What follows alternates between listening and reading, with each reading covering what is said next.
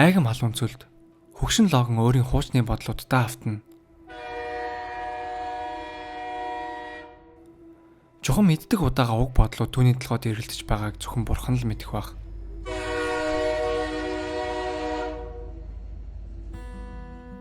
Ийхүү бодол дундаа живсэн хөгшин Логан гэрийнхэн гадаа ирэх үед түүний хүү Скотти тэдний ганц амиа залгуулдаг трактор дахиад дэвтэрснийг хэлдэг. Өдрийн хоолн дээр түүний охин Жейд аавыгаа өмнө Супер Баатар байсан нь нүүх юм асуух үед Логан яриаг булзааруулж дургуутслаа илэрхийлнэ. Орой болоход Логан гэрийнхэн гадаа энэ сарын төрөөсөө мөнгө хэрхэн олох талаар шаналн зогсож байдаг. Энэ үед түүний эхнэр Маврын хурж ирээд тэдэнд учир шалтгааны хэлээд дараасаар 2 нуглаад өгье гэж хэлчих. Тэд ойлгох болно гэх үед Логан тэд бол Брюс Байнерын ач хүүхдүүд. Тэд эзэж ойлгохгүй гэж хэлнэ. Маргааш өглөө тэдний ярьж байснаар Брюсийн ач хүүхдүүд бол Халкийн бүлгэм төрөөсөө мөнгө авахар хурж ирдэг. Тэд Логаныг төрөөсөө мөнгө өгч чадахгүй гэдгийг нь мэдсэн учраас түүнээс шийтгэл авахд бэлнүүх юм асууна.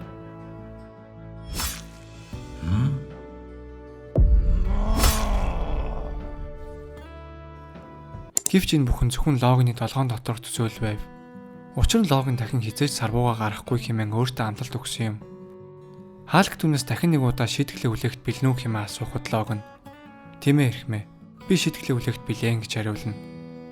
Ийхүү Халк бүлгэм Логаныг аимшигтайгаар балбаж эхлэх үед түүний хүү Скотти тэднэр лүү буушагааж аавас минь савраан тат хэмээн хэлнэ. Энэ үед Халк бүлгэм Логаныг орхих бөгөөд дараасаар 2 нугалж өгөөрэй. Эс бүгээс бүгд өгөх болно шүү хэмээн хэлдэг. Болсон үйл явдлын дараа Логан дээр хуучны найз нь зочлон үрж ирэх болно. Энэ хүн бол бидний сайн мэд хуучны Avengers-ийн гишүүн болох Hawkeye байлаа. Тэр хэдий харах чадвараа алдан сохорсон ч Логаныг ямар том асуудалд орсныг мэдж байв. Тэрээр Логанд нэгэн ажлын санал тавих бөгөөд тэд хамтдаа Америкийн зүүн хэсэг рүү явж 2-7 хоногийн дотор нэгэн бараг аюулгүй хүргэж өгөх ёстой хэлнэ. Логаны хийх ажил бол зөвхөн Hawkeye замчлах ёстой байлаа. Хэрвээ уг ажлыг амжилттай хийж чадвал хөгшин Hawkeye найздаа $500 өгч чадгаа хэлв. Уг ажил нь дараа сарын төрөөсөө мөнгө олох ганц найдвар учир Логан саналыг хүлээн зөвшөөрдөг. Ингэснээр Логан гэр бүлтэйгээ салах ёсхийн удахгүй ирнэ гэдгээ амлаж Америкийн баруун хэсгээс зүүн эрэг рүү явах урт аяллахын замд гарав.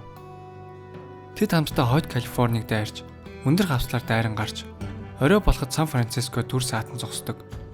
Энэ үед газар доороос нэгэн үл мэдэгдэх араатнууд цухууж харагдах бөгөөд Логан түүнээс тэдний юу болохыг асуух үед Hawkeye тэд бол молоидууд.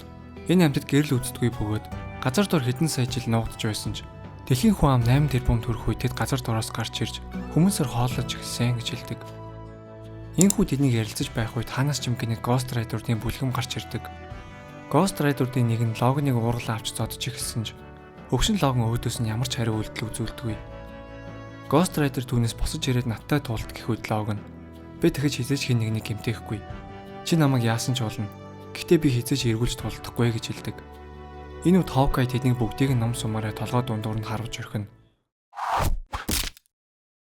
Харин Hawkeye Logan-ыг яагаад сарвуугаа гарахгүй байгааг бас яагаад эргүүлж тулдахгүй байгааг гайхаж "Тэд чамайг яаж орхив вэ залуу минь" гэж асуух үед Logan "Тэд намайг шархлуулсан" гэж хэлдэг.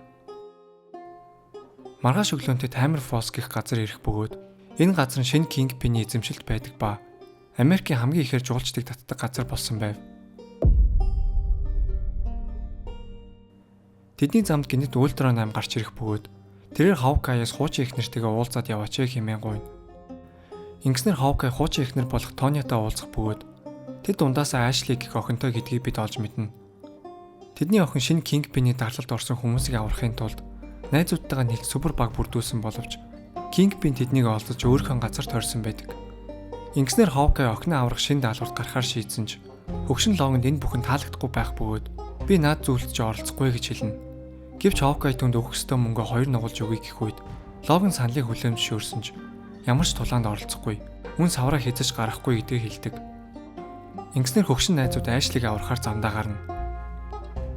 Энэ үед шинэ Kingpin Ashley-гийн найзууд болох Daredevil, Punisher хоёрыг том цэнгэлтэд гинжилсэн байх бөгөөд тэднийг амьдаарн динозавруудад бариулан идүүлж байгааг хараад сууж байдаг.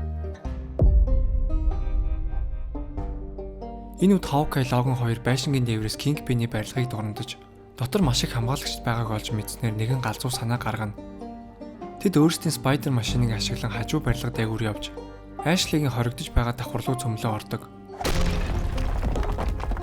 Барилга руу орж ирсэн даруйда Hawkeye хамгаалагчдыг хэрцгийгээр хороож охиноос уллах үед Kingpin өөрийн биеэр гарч ирдэгч Ashley хоромхон зурт Kingpin-ийн толгойг тасдаж орхидог. Гэтэл Ashley гинэт өөрийнхөө аавыг алах гэж дайрах бөгөөд тэрээр анханасаа Kingpin-ийн дарангуулт байсан хүмүүсийг аврах гэж биш. Харин түүний байр суурийг эзлэх санаатай байсныг бид олж мэднэ. Энэ үед Logan машинтайгаа нөгөө өрөөнөөс цөмлөө орж ирээд Hawkeye-ыг шүүрээд барилгаас аваад явдаг. Харин Ashley өөрийнхөө хүмүүстэй тэдний араас хөөхийг шаардаж сөрөг машин болон динозавр тэр хоёрын араас илдэж гарна. Гэвч тэдний явж байсан зам гинэт доош цөмөрч тэд бүгдээр газарт орох том нөхрөө унана. 2 цагийн дараа Logan газарт орс ирэх бөгөөд тэднийг молоидод бүсэлсэн байхыг олж мэднэ. Удалгүй Logan шархсан Hawkeye-г олох бөгөөд тэд гэрэл ашиглан молоодуудыг холдуулж Spider машинаараа дээш авиран гарч ирдэг. Ингэснээр тэд үргэлжлүүлэн замдаа гарч нэгэн пабд түр амархаар зогсдог. Тэд хамтдаа болсон үйл явдлын талаар ярилцаж байх үед нэгэн сохтуу нөхөр Logan-ы уурыг маш ихээр хүргэж тэрээр савраа гаргах шахтагч бодлоо өөрчлөн пабыг орхин гардаг. Hawkeye түүний араас гарч ирээд "Тэ чамайг яаж гсэн юм бэ?" гэж асуух үед Logan "Наашаа суу. Би чанд бүх зүйлээ ярьж өгье" гэж хэлдэг. 50 жилийн өмнө нэгэн шөнө X-Men-ийн гишүүн Jubilee, Avengers, Shield, Fantastic Four мөн Wakanda гэх газруудаас маш их аюул ойртож байгаа гэсэн анхааруулах дуудлыг хүлээж авдаг. Харин энэ үед тэдний байр руу маш олон хорон санаатнууд хүчээр нэгтгэн дайраа орж ирдэг. Wolverine ямар ч эргэлзээгүй ганцаараа тэдэнтэй тулдаж эхлэх бөгөөд бусад супер баатрууд хаашаа явсныг гайхаж тэдний нэрийг чангаар дуудах боловч хинч түүнд туслахаар ирдэггүй. Тэгсэн хэдий ч тэрээр үргэлжлүүлэн хорон санаатнуудтай тулдах бөгөөд сүүлчийн дайсан болох Bullseye түүний гарт хүхэхдээ "Чи яасан гэж энэ бүхнийг хийж байгаа юм бэ? Бид уг найзууд байх ёстой үстэй" хэмээн хэлдэг. Үүнийг сонссны дараа Wolverine-ийн гарт Bullseye биш, харин хамгийн сайн найз болох Jubilee өгсөн байгааг ойлгож мөн X-Men-ийн бүх гишүүдийг өөрийн гараар хөнөөсөн гэдгээ ухаардаг. Энэ бүхний ард Mysterio байсан бөгөөд тэрээр Wolverine-д X-Men-ийн гишүүдийг хорон санаатнууд болгон харагдуулж мөн мэдрүүлж чадсан байдаг. Үүний дараа Logan өөрийгөө алахыг оролдож галт тэрэгний доогуур орсон ч түүний өөрийгөө эдгэх чадвар нь дуусахгүй зовлон шаналлд амьд үлдээсэн хэрэг. Ийм учраас Logan 50 жилийн турш дахид савраа гаргаагүй бөгөөд хэнийг ч гэмтээхгүй хэмээн өөртөө амлалт өгсөн юм.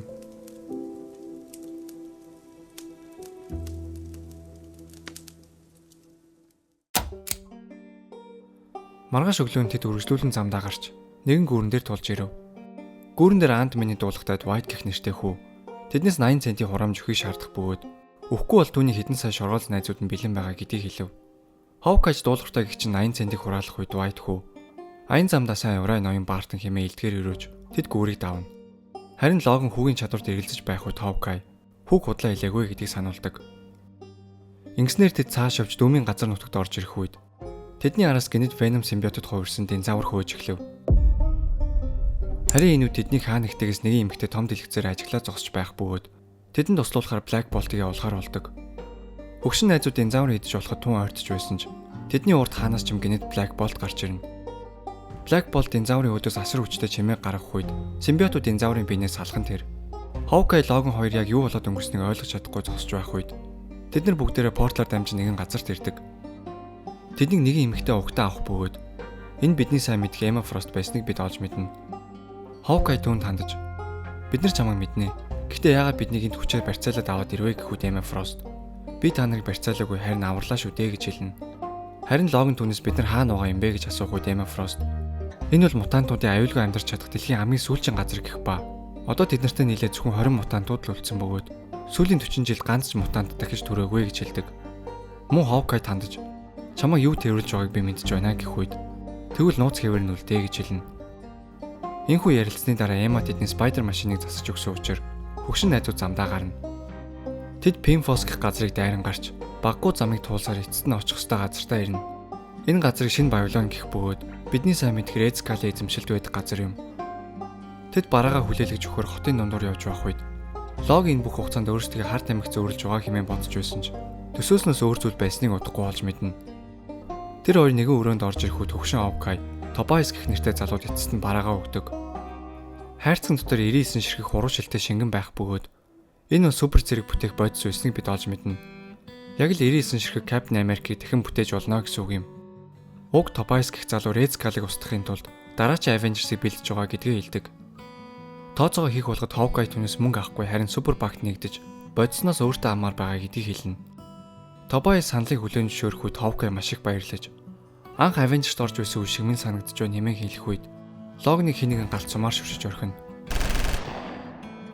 Hawkeye гайхаж эргэн харах үед Tobias түүнийг буудаж орхидог. Харин энэ үеэр цагаан ордон дотор Red Skull өөрийн хүнөөсөн супер баатруудын өмсгөл болон хуйг дуулуудыг хараад зогсож байдаг. Үүний дараа Tobias өөрийн хүмүүстэйг орж ирэх бөгөөд тэд Red Skull супер цэргийн бодисуудыг өгөхөр ирсэн байх ба Hawkeye Logan хоёрын цогцуудыг ч мавчирсан байв. Red Skull Tobias-ыг шагнаж хайрцаг дүрэн мөнгийг санал болгох үед тэдний нэг нь Logan-ы шарахыг идэрсэн байхыг анзаарч үүнтэй зэрэгцэн Logan өхлөөс буцан ирж тэнд байсан бүх хүмүүсийг буулгаж орхино. Ингэснээр тулаан зөвхөн Red Skull Logan хоёрын дунд өрнөх бөгөөд Red Skull Black Knight-ийн сэлмийг аван дайрах үед Logan Captain America-ийн бамбааг ашиглан өөрийгөө хамгаална.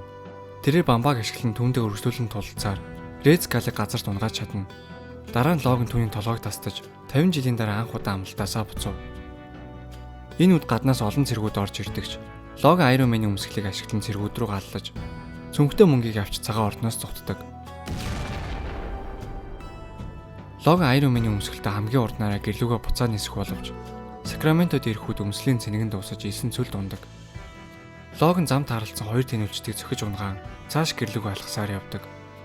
36 цагийн дараа Logan хайрцаг дүрэн мөнгөтэй гэртээ ирэх үед тэдний хөрш болох Donovan нэгэн муу мэдээг дуулгана.